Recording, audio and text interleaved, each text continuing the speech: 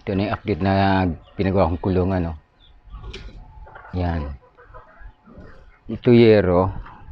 Pintura ko ng gray yan. Tapos, ito yung pasunggab niya. Ayan. Ito unang pinto. Pangalawang pinto. Gagawin ko dito, bibili pa ako ng pang-ipit. Ipitan ko pa to.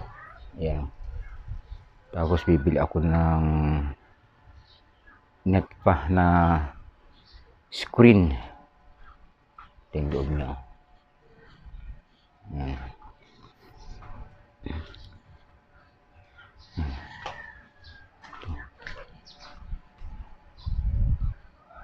Ito po ano. Dalawang kulungan. Ito parang bahay na. Magastos din pala to. Simpleng ano ba? Parang bahay na, oh. Simpleng bahay. Dalawang kwartong maliit. Oh. Ay, naku, yung mga manok dito. Tuwan-tawa rito yan, oh.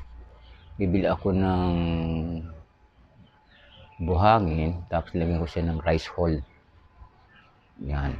Magkukot dito yung dalawang mga manok na yan. Yan. Oh. Kakakanimpin niya ko.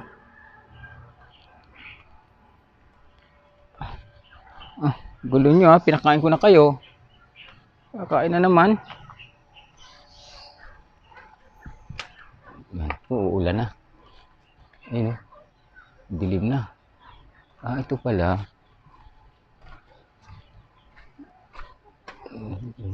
Sabi ko, baluktutin eh. Talaga namang malaga. Ayan, oh. Palitan ko ng pako na uno yan. Sabi ko mo lang, baluktot eh. Medyo pangit din sa gilid, oh. Iipitin ko na lang siya ulit. Tapos ito, kulang pa.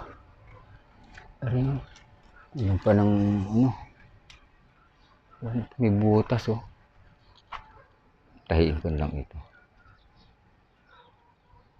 Ito pa pala. Ipit, bibili ako ng kahoy na manipis.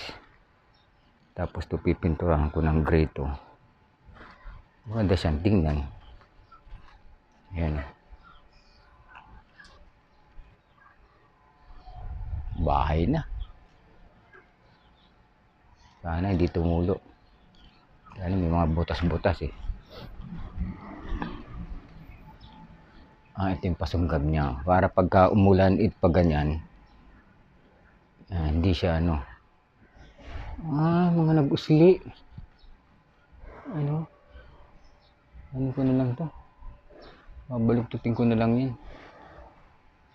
Update ko na ulit ito pagka natapos ko na. Okay.